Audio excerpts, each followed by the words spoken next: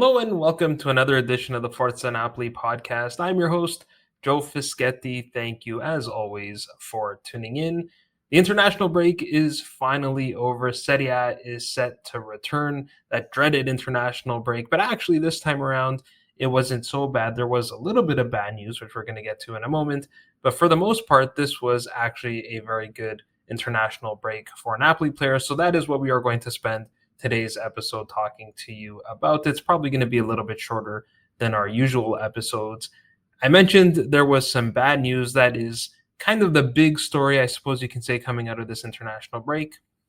And that was the injury to Amir Rrahmani. Now, he suffered this injury playing in a World Cup qualifier against Switzerland. It was one of these injuries. It's a muscular injury where you could see probably around the 56th, 57th minute or so, he started to feel some discomfort in his right thigh, and then he tried to play through it. He got some medical attention. He came off the field, came back onto the field, and then I think it was around the 63rd minute he was removed from the match. The club released an official statement saying this was a bicep tear in the right femoris, in his right thigh. The initial reports, though, however, have been positive.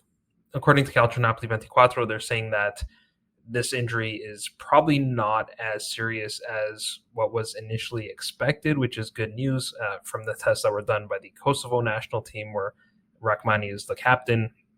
They also said that the return time is expected to be about 2 to 4 weeks for Rrahmani. So what that means is that he will definitely miss the match against Fiorentina on Saturday, which may or may not have already been played by the time you hear this episode or see this video. And he will very likely, I think, definitely miss the match against Manchester City on Thursday as well. He should be back in the squad for the Serie A fixture against Pisa, and I think they are targeting to have him back in the starting 11 for the Serie A fixture against Milan. Most likely, the Pisa match, I expect him to be on the bench for that one, maybe come off the bench just to get a run around, and then hopefully he can start against Milan. Now, obviously, this is bad news. We always seem to suffer at least one major injury to a key player during these international breaks. Rrahmani is a key player. He did not miss a single match for us last season. He's been kind of a staple in the defense where we haven't had other players stay healthy. But at the same time, we're not the only team to suffer injuries. Fiorentina could be without Albert Gudmundsson. He suffered an ankle injury playing for Finland during the international break. So there are doubts. It doesn't sound like it's a serious injury. I have a feeling he is going to start on the bench for Fiorentina, but will be in the squad for that match, which kind of changes things up in terms of who Stefano Pioli will play. I think also Pioli, with that injury, will probably play with a 5-man midfield, and that also doubles as a strategic play because that kind of clogs up the midfield, which is where that match, I think, is going to be won.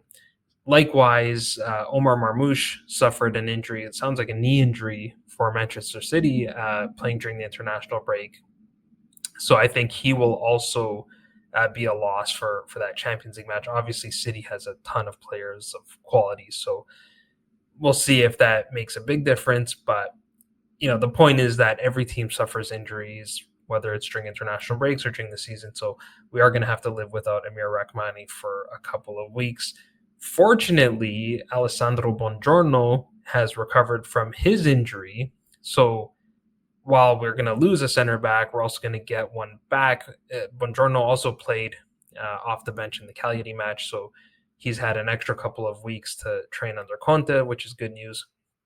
And so what that means is we're most likely to see an entirely different center back pairing for the Fiorentina match, because I imagine Zambo will come in as the Rrahmani replacement or backup, and I suspect Alessandro Buongiorno will start from the starting 11. Who knows? We might see Juan Jesus play on the left side of the center back pairing. He's been very good for us and would certainly deserve to play.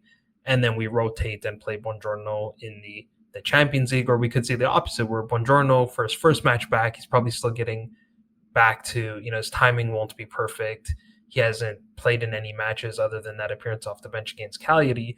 So we could see Buongiorno play against Fiorentina in Serie A, and then the old hand Juan Jesus, the experienced player, play in the Champions League against Manchester City.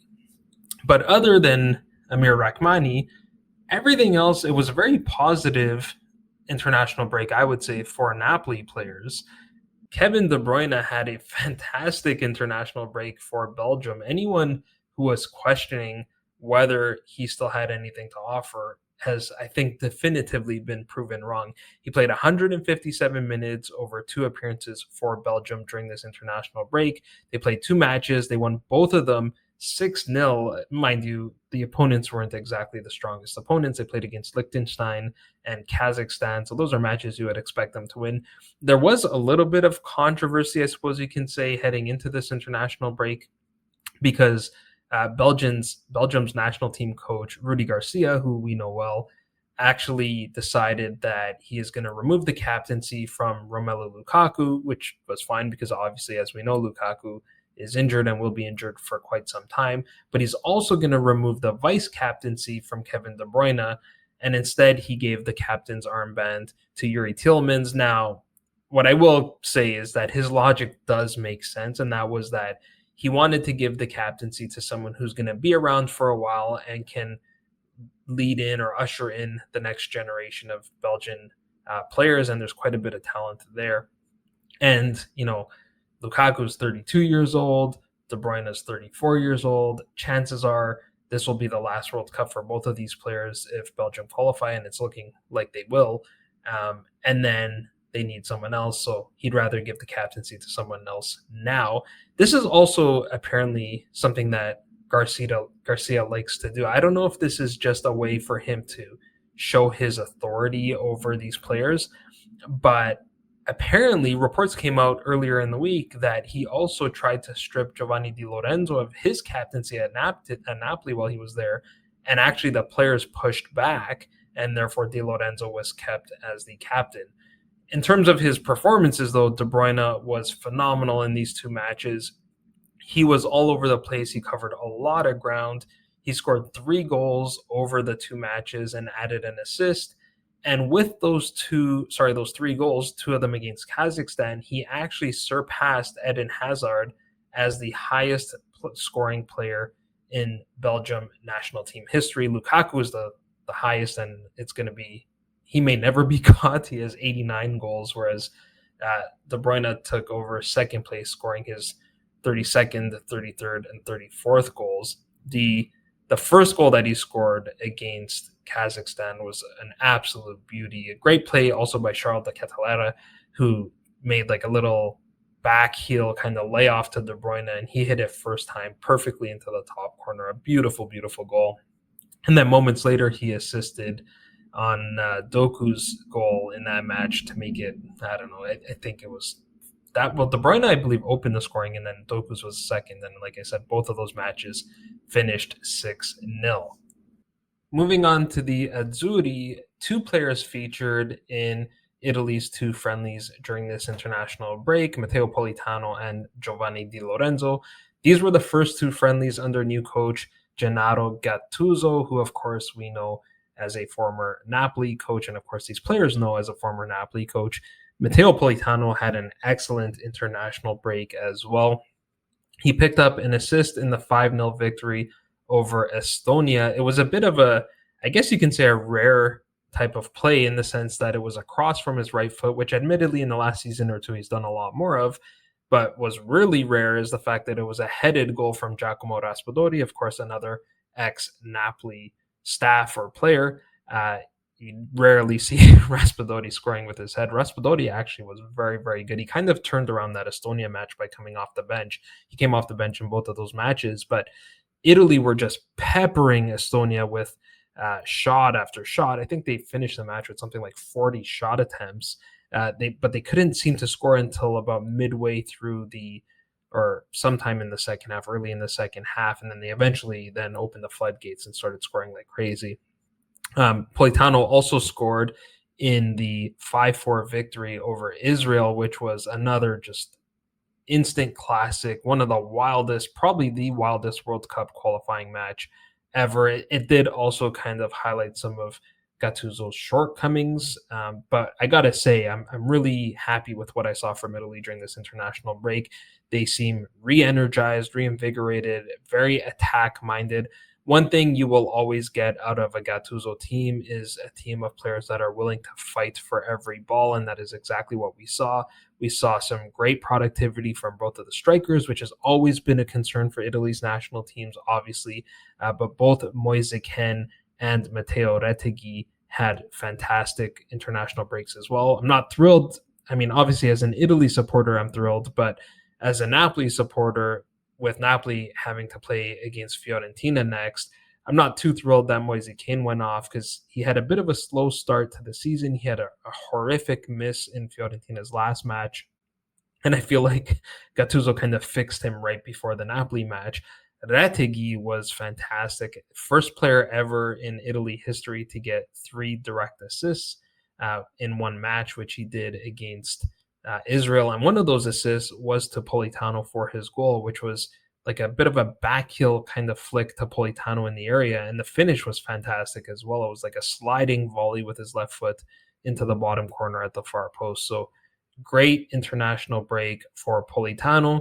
Di Lorenzo, he had one good game and one not so great game. He wasn't fantastic against Israel, if I'm being perfectly honest, but he played the full 90 minutes in both of those matches. In the last few years, really, he hasn't been the greatest player for Italy, but he's super reliable, and you know what you're going to get from him. He's a solid defender. He's going to contribute in the attacking half of the match as well. So, yeah, not a great match, but, you know, it's not the end of the world. The key thing for Italy was that they got the 3 points in each of those matches. After the Estonia match, there was even some hope that Italy could still top the group by making up the goal differential to Norway, and then Norway just obliterated Moldova. They won 11-1, and so any hopes of Italy catching Norway and really what that means is finishing with a higher goal differential pretty much ended at that match.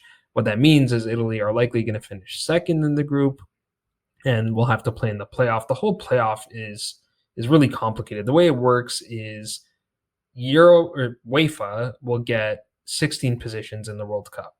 12 of those positions go to each of the group winners from the group stage because there are 12 separate groups. Then you have this playoff that consists of 16 teams as well, which are all of the runners up from those 12 groups. And then the 4 highest ranked Nations League teams that were not one of the 12 group winners or one of the 12 runners up. And what happens is those 16 teams, the 12 runners up plus the 4 Nations League teams, will be split up into 4 semifinals.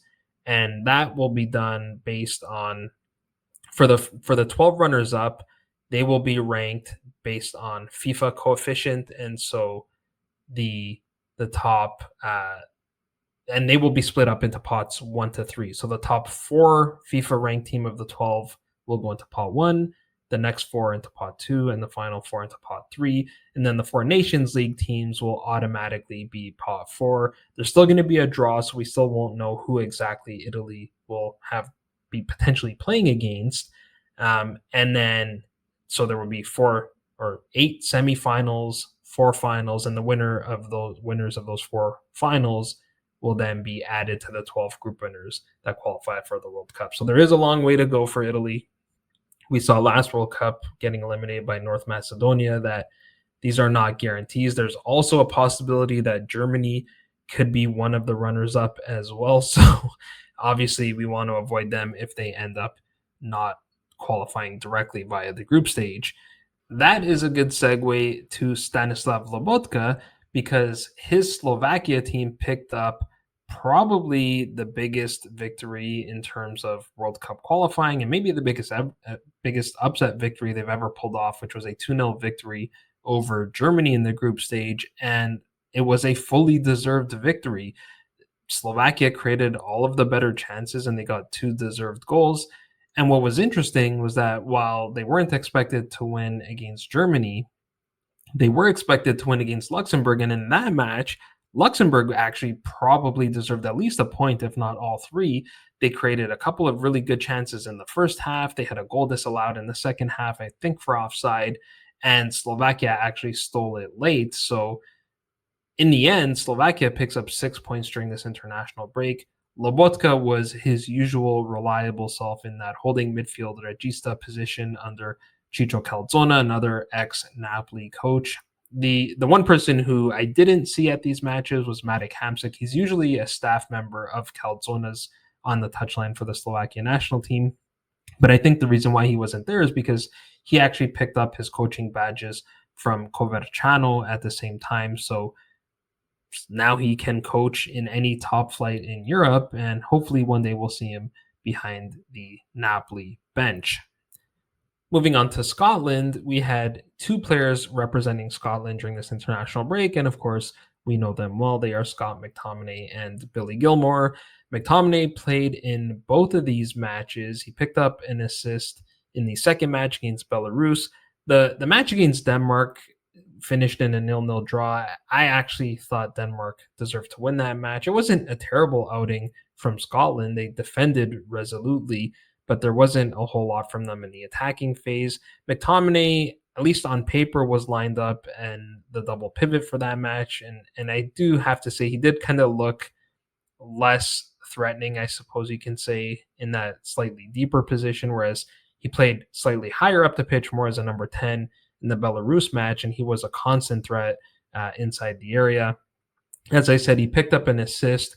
It was a cross from the right wing, a left-footed cross from the right wing, so an inverted kind of cross to the second post, which McTominay headed back across the face of the goal, and Che Adams slid to put that ball in. I think that was definitely something they've worked on in the training ground, because we saw 2 or 3 times where Scotland would play this in-swinging cross from the right wing. And on that occasion, the first couple didn't come off, and then McTominay was able to head the ball for the assist on the third attempt. Billy Gilmour, as I said, he only played in the Belarus match, but I thought he had a really, really good match. He played the full 90 minutes in that one. He was nearly drew a penalty kick in the match. He had a couple shots on target in the first half, including one that the keeper pushed off the upright, so he very nearly scored. He wasn't credited with an assist on Scotland's second goal, but he probably deserved it. It was his header that was intended for McTominay, so kind of a similar play that McTominay made for Che Adams. Gilmour tried to do the same thing by heading the ball across the face of the goal towards McTominay for the tap-in, and it came off of the Belarus defender and ended up being an own goal, and there's no assist on an own goal. So he didn't get credit for the assist, but he probably deserved one.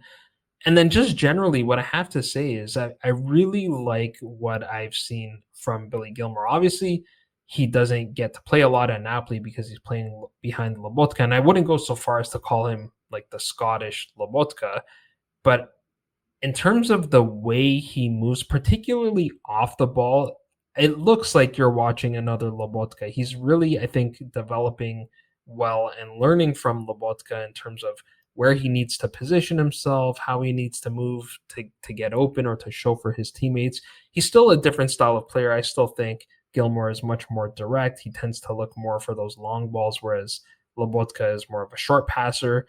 But I am seeing improvements from Billy Gilmour, which is really promising, especially as we approach this stretch of, I think we play 6 games in 4 weeks, something like that, where we're going to need to rely on both of these guys, and we're going to need good performances from both of them. And so I think Gilmour, again, if you look at the positives of this international break, he got some meaningful playing time. He got some kilometers in his legs heading into a period of the season where we're going to need him to play. And so I think that's really good for him, not just in terms of physical fitness, but in terms of his confidence as well. Now, I mentioned that Scotland played against Denmark, and we had a new player representing Denmark. He literally signed for Napoli, and before he even had one training session, Rasmus Højlund then flew off to represent his nation during the international break. He didn't start either of Denmark's matches against Scotland or against Greece. He came off the bench for both of them. He only played in total like 44 minutes, something like that. But he played well while he was on the pitch for both of these matches. He had a really good chance in the match against Scotland where he got a really good volley off. He connected really well with the instep of his right foot, but it was a bit straight at Anguissa on the Scotland goalkeeper, so it was stopped. And then he scored probably the easiest goal he's ever going to score in the match against Greece. So there was a long ball was played to Patrick Dorgu, who we all might recall from his time at Lecce. He's currently with Manchester United. Not sure what the Greece goalkeeper was doing. It came way off his line. Dorgu dribbled past him with ease, well outside the area still, but he hit the upright he tried to roll the ball into the empty goal, hit the upright, and Højlund was there to just tap in the rebound. We do need to give him credit, though, for staying on the ball and, not giving up on the play. He kept running, and sure enough, the ball came to him, and he tapped it in for the empty netter. But again, probably the easiest goal he's ever going to score in a Denmark shirt. Mathias Olivera only featured once during this international break. Another, selfishly good news story for Napoli fans. Anyone who's watched Olivera play with Uruguay, at least recently, knows that he plays as a center back there, which I think is also good for us because it allows us to use Olivera as a center back if we need to, and we actually did do that at the end of last season.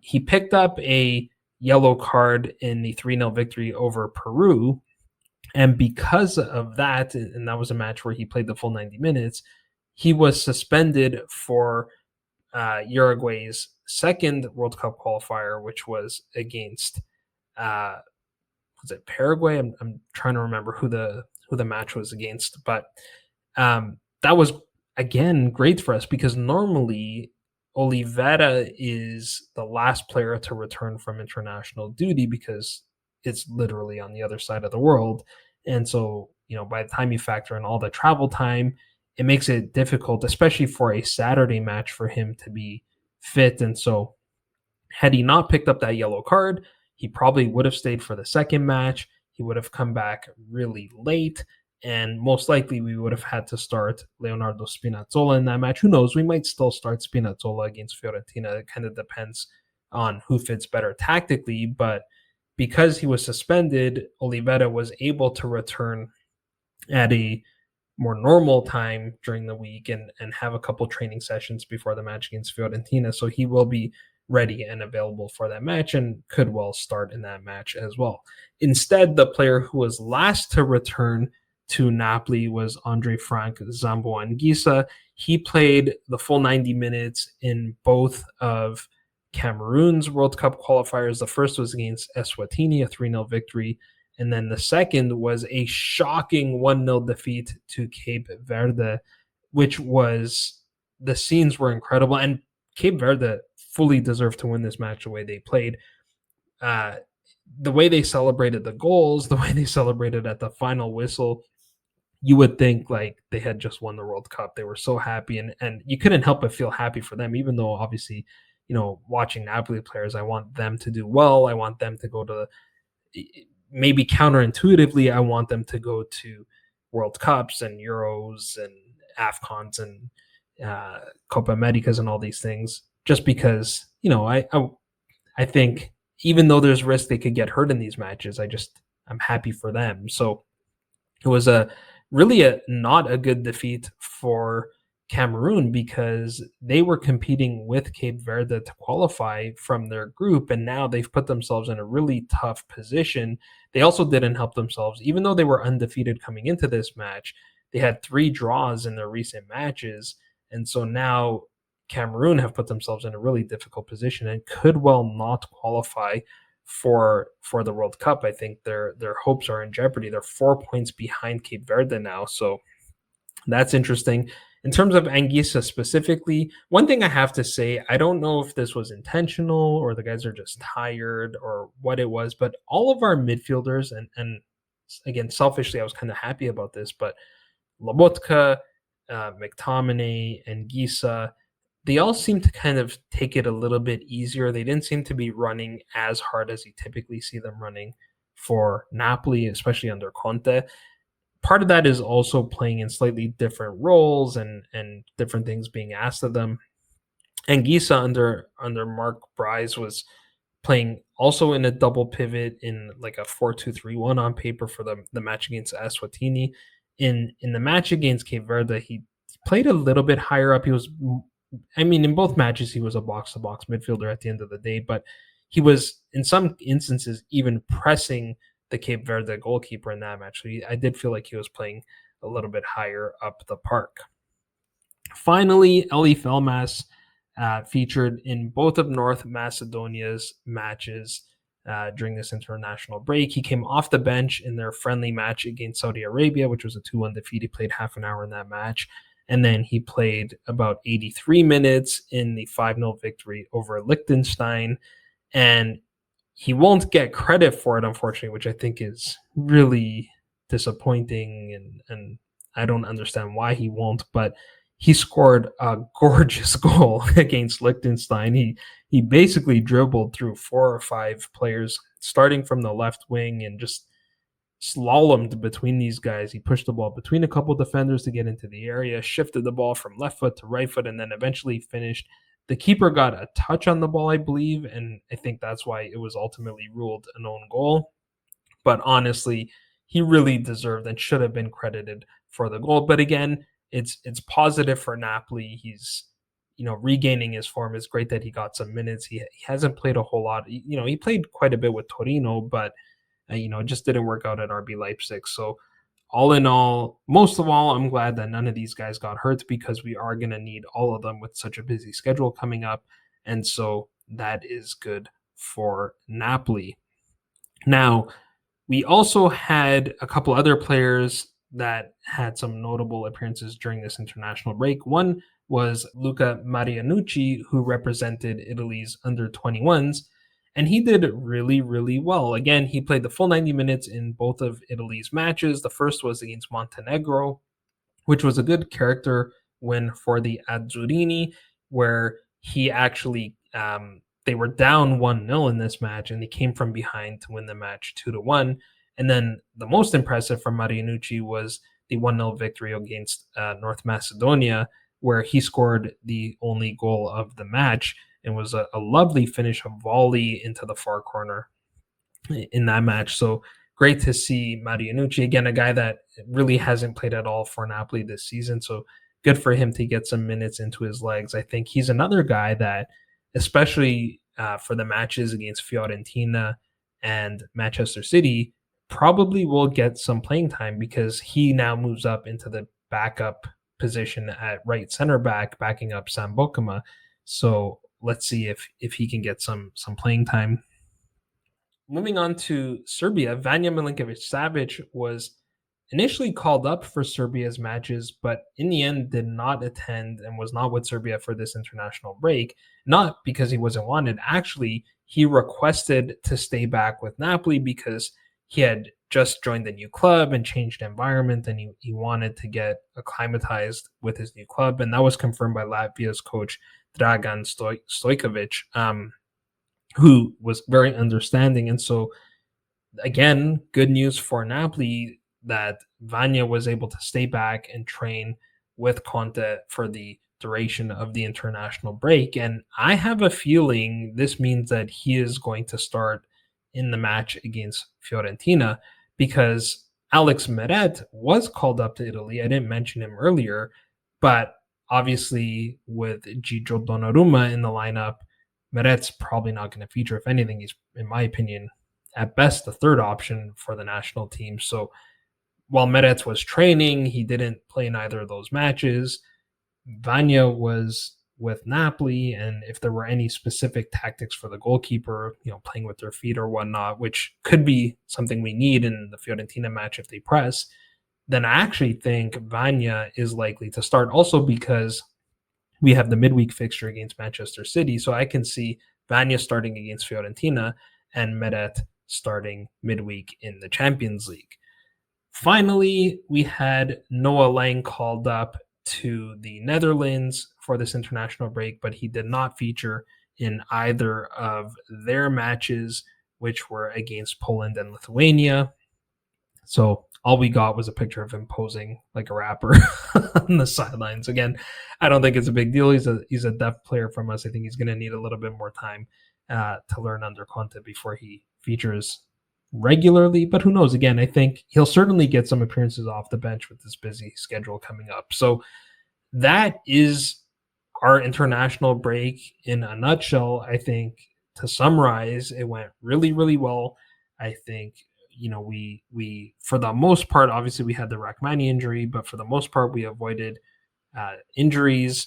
We got a lot of good production, a lot of good confidence building for our players, especially De Bruyne, who proved that he is still very much a high quality world-class player that has a lot left to offer. We saw production from Politano and others. We got production from guys like Marianucci and more importantly, minutes in their legs so that they are ready to go ahead of a very busy stretch of the season. Like I said, we are back in Serie A playing against Fiorentina, followed by Manchester City. So 2 very big matches after the international break. I don't think I'm going to do an episode right after the Fiorentina match. I think we'll cover that together with the Manchester City match. We'll see how the week goes. But if you'd like to follow me on X or on really any social media, you can find me on X at Joe_Fischetti5, and you can find the podcast at Forza Napoli Pod, pretty much on all social media channels, TikTok, Instagram, X, Facebook. If you're listening to the audio version, you can also find the podcast on YouTube, Forza Napoli Podcast. Please do like and subscribe. That also helps to get the podcast out there. And if you're watching on YouTube and you want the audio version, if you're in the car, at the gym, or whatever it might be, you can find it on Apple, Spotify, or wherever you get your podcast. So that will do for today's episode. I will talk to you again very soon. But until next time, I'm Joe Fischetti.